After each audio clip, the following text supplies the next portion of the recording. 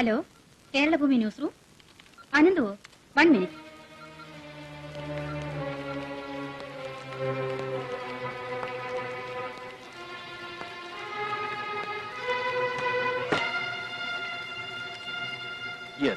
ഒറ്റ വാക്കിൽ ഒരു മറുപടിയാണ് എനിക്ക് ആവശ്യം. ആ ഫോട്ടോഗ്രാഫ്സ് ഇനിയെങ്കിലും എനിക്ക് തിരിച്ചു തരുന്നു. Say yes or no. No എന്നാണ് മറുപടിയെങ്കിൽ അറിയാം, നിങ്ങൾ എന്നെ നശിപ്പിക്കും. അനുഭവിച്ചു കഴിഞ്ഞതിനേക്കാൾ കൂടുതൽ എന്ത് വേദനയാണ്, എന്ത് യാതനയാണ് നിങ്ങൾക്ക് ഇനി എന്നെ ഏൽപ്പിക്കാൻ കഴിയുക?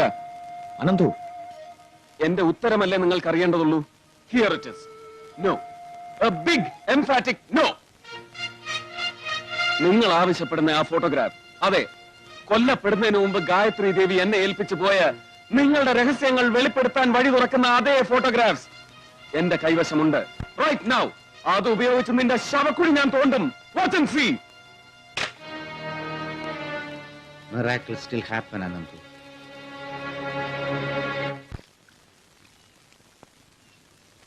ദാദർ ട്രസ്റ്റിനെ കുറിച്ച് താൻ എഴുതിയ സ്കൂപ്പ് സ്പെഷ്യൽ കറസ്പോണ്ടന്റ് എന്ന പേരിൽ അച്ചടിച്ചു വന്നപ്പോൾ ശത്രുവായി അവരെന്നെ കണ്ടതിന്റെ ഫലമാണ് എന്റെ റോഡ് ആക്സിഡന്റ്. ഒടുവിൽ ഗായത്രി ദേവി വരേണ്ടി വന്നു. ഞാനല്ല ശത്രു, താനാണ് എന്നവർക്ക് തിരുത്താൻ. ആ സ്കൂപ്പിന് വേണ്ടി ഒരുപാട് ചികഞ്ഞു തപ്പിയിട്ടും പിടിതരാതെ പോയ ഒരാളെ ഉള്ളൂ, റാംജി. ആ റാംജിയോടാണ് സാർ എനിക്ക് അംഗം വെട്ടാനുള്ളത്. അയാൾ ആരാണ്, എവിടെയാണ്, എന്താണ് ഒന്നും അറിയാതെ, ഈവൻ രാംജി എന്ന പേര് പോലും യഥാർത്ഥമാവണമെന്നില്ല. ശത്രു നമുക്ക് സങ്കല്പിക്കാവുന്നതിലുമേറെ ശക്തനാണെന്ന് ഓർക്കണം. അറിയാം സാർ, ഞാൻ ഒരിക്കലും എതിരാളിയെ അണ്ടർ എസ്റ്റിമേറ്റ് ചെയ്തിട്ടില്ല. അയാളുടെ ശക്തി, അതിന്റെ വ്യാപ്തി, കണ്ണീരും രക്തവും വിലയായി കൊടുത്ത് അത് മനസ്സിലാക്കിയവനാണ് ഞാൻ. അയാൾ താനെ വെളിപ്പെട്ടു വരുമെന്ന് കരുതുന്നുണ്ടോ അനന്തു? എന്റെ കൈവശമുള്ള ഫോട്ടോഗ്രാഫ്സും അവ വെളിപ്പെടുത്തുന്ന രഹസ്യങ്ങളും വഴി വേറെ ഇരകൾ പലരും മാളത്തിൽ നിന്നും പുറത്തു ചാടും. സ്വയരക്ഷയ്ക്ക് വേണ്ടിയെങ്കിലും അവർക്ക് പിന്നെ അയാളെ ചൂണ്ടിക്കാട്ടിത്തരാതെ വേറെ മാർഗമുണ്ടാവില്ല സാർ. അനന്തു പൊരുതേണ്ട യുദ്ധമാണിത്. അടർക്കളത്തിൽ ഏത് അതിർത്തി വരെയും തേർതെളിക്കാൻ ഞാൻ കൂടെയുണ്ടാവും.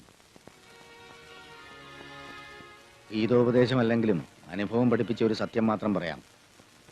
ആരെയും വിലയ്ക്ക് വാങ്ങാൻ മാത്രം പ്രബലനാണ് ശത്രുവെങ്കിൽ തന്റെ വിശ്വാസം മാത്രം ആരിലും അന്ധമായി അർപ്പിക്കരുത്. നെവർ ട്രസ്റ്റ് എനിവൺ, സ്വന്തം നിഴലിനെ പോലും.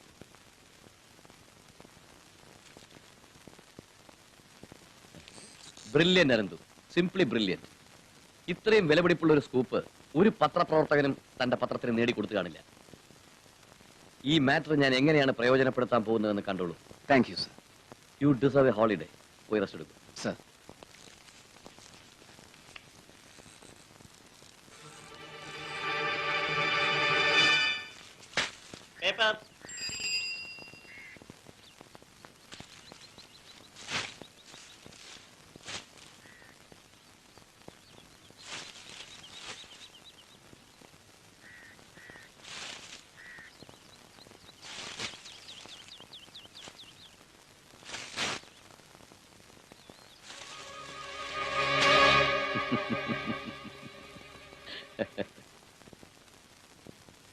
വെറുതെ ഇമോഷണൽ ആകാതെ അനന്തു. ആ മാറ്ററും ഫോട്ടോഗ്രാഫ്സും ഞാൻ പ്രസിദ്ധീകരിച്ചു എന്ന് വെക്കുക, ഒരു സെൻസേഷൻ ഉണ്ടാവും. ശരിയാണ്, 1,00,000 വരെ ചിലപ്പോൾ സർക്കുലേഷനും കൂടാ, അത്രേ ഉള്ളൂ. ഞാനത് അരിത്തമാറ്റിക്കലി വർക്കൗട്ട് ചെയ്തു ഇൻ ടേംസ് ഓഫ് മണി. പക്ഷെ അതോടൊപ്പം നമ്മൾ ഒരുപാട് പേരെ ശത്രുക്കളാക്കേണ്ടി വരും. വേറാസ് അത് പ്രസിദ്ധീകരിക്കാതിരുന്നാൽ... എനിക്കറിയാം, എന്ത് വില തന്നു അത് വാങ്ങാൻ ആളുകൾ ഉണ്ടാവും. You are right.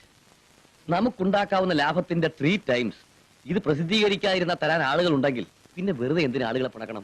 Do you get my point? പത്രത്തിനും ലോങ് റണ്ണിൽ അതാണ് നേട്ടം. You don't worry.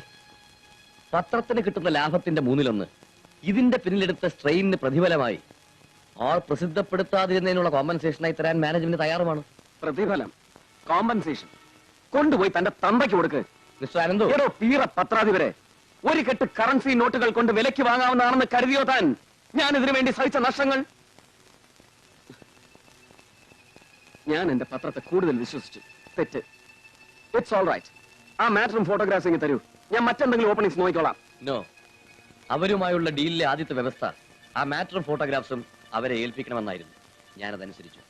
You bloody cheat, dirty rascal. പണ്ടായിരുന്നെങ്കിൽ നിന്റെ ഈ ചതിയുടെ മുമ്പിൽ തോറ്റ് തുന്നം പാടി നിന്നേനെ ഒരു പാവം അനന്തു. അനുഭവം എന്നെ പഠിപ്പിച്ചു. ഗുരുവും ആരെയും വിശ്വസിക്കരുതെന്ന്, പ്രത്യേകിച്ച് ക്യാരക്ടറും ഇന്റഗ്രിറ്റിയും ഇല്ലാത്ത നിന്നെ പോലുള്ള തെണ്ടികളെ. കാൽപ്പണം കാശിന് നീ മറിച്ചു വിറ്റ ആ ഫോട്ടോഗ്രാഫ്സ് നഷ്ടപ്പെട്ടതോടെ ഞാൻ തോറ്റു എന്നൊന്നും കരുതണ്ട. ഞാൻ റീകോപ്പി ചെയ്ത പ്രിന്റുകൾ മാത്രമേ നിന്റെ കയ്യിൽ എത്തിയിട്ടും നീ കൈമാറിയിട്ടുള്ളൂ. ഒറിജിനൽ ഫോട്ടോഗ്രാഫ്സും ഇനിയും എത്ര കോപ്പികൾ വേണമെങ്കിലും എടുക്കാവുന്ന നെഗറ്റീവ്സും ഒരു പോറിൽ പോലും ഏൽക്കാതെ എന്റെ കയ്യിൽ തന്നെ ഉണ്ട്. നിന്നെ വിലക്കെടുക്കും. പണ്ടേ ഒരു കളിപ്പാട്ടം പോലെ നിന്നെ വിലക്കെടുത്ത നിന്റെ തമ്പുരാട്ടിയെയും അവരുടെ കുടുംബ സ്വത്തായ ഈ പത്രത്തെയും വിലക്കെടുക്കും. പക്ഷെ ഈ അനന്തുവിനെ വിലക്കെടുക്കാൻ അവൻ ആരായിരുന്നാലും അവൻ ഈ ജന്മം പോരാ. ഒരു പ്രലോഭനത്തിന്റെ മുമ്പിലും ഞാൻ വഴങ്ങില്ല സർ. I must not. വഴങ്ങിയാൽ, തോറ്റാൽ അമ്മയുടെയും ഉഷയുടെയും ആത്മാക്കൾ എന്നോട് പൊറുക്കില്ല. ജേർണലിസത്തിന്റെ ഹരിശ്രീ പോലും അറിയാതെ എന്റെ മുമ്പിൽ പകച്ചു നിന്ന അനന്തു അനുഭവം മൂലധനമാക്കി എഴുതി തെളിഞ്ഞപ്പോൾ ചൂണ്ടിക്കാണിച്ച വഴികളിലൂടെ പ്രതീക്ഷിച്ചതിലും സമർത്ഥമായി ചുവടുവെച്ച് മുന്നേറുന്നത് കണ്ടപ്പോൾ അഭിമാനം തോന്നി. I was feeling proud of you. പക്ഷെ ഇപ്പോ പയറ്റിത്തെളിഞ്ഞ ഒരു പോരാളിയെ പോലെ പ്രപഞ്ചത്തെ മുഴുവൻ വെല്ലുവിളിച്ചുകൊണ്ട് നിവർന്നു നിൽക്കുന്ന തന്നോട് അനന്തു ആരാധന തോന്നുന്നു. I am beginning to adore you. ആവനാഴിയിലുള്ള അസ്ത്രങ്ങൾ അത്രയും ഒരുമിച്ചെടുത്ത് പ്രയോഗിക്കരുത്. നമ്മുടെ ശക്തി അളക്കാൻ അവർക്ക് അവസരം കൊടുക്കരുത്. I understand sir. നമുക്ക് എന്ത് ചെയ്യാൻ കഴിയുമെന്നതിന്റെ സാമ്പിൾ പോലെ ഒരു ചെറിയ ഡോസ്. ആദ്യ ശത്രുവിനെ വിറളി പിടിപ്പിക്കുവാൻ അത് ധാരാളമാണ്. വിരളി പൂണ്ടവൻ തളർന്നു വീഴുമ്പോ മതി അടുത്ത അസ്ത്രം തൊടുക്കുന്നത്.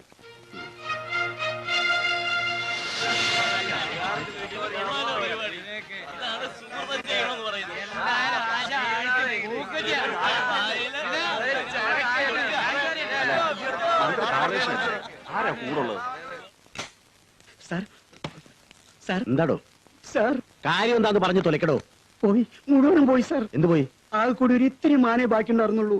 അത് മുഴുവനും ഇതോടെ പോയി സാർ. താൻ വിവരം പറയടോ. സാറും ആ കൊന്നുകളഞ്ഞ കാർ ആക്സിഡന്റിൽ ചത്തുപോയ ഗായത്രി തമ്പുരാട്ടിയും കൂടെയുള്ള പോക്കണം കെട്ട കുറെ പടങ്ങൾ സിറ്റി മുഴുവൻ പോസ്റ്റ് ഒട്ടിച്ചു വെച്ചിരിക്കുന്നു. കൊട്ടയ്ക്കാളുണ്ട് സാർ ഓരോന്നിന്റെ ചുറ്റിലും. കണ്ണു വിളിച്ചിൽ കണ്ട് വിളിക്കണോ പോലീസ് കമ്മീഷണറെ? പോലീസുകാരെ വിട്ട പോസ്റ്റ് കംപ്ലീറ്റ് എടുത്ത് മാറ്റാൻ പറയും വേഗം.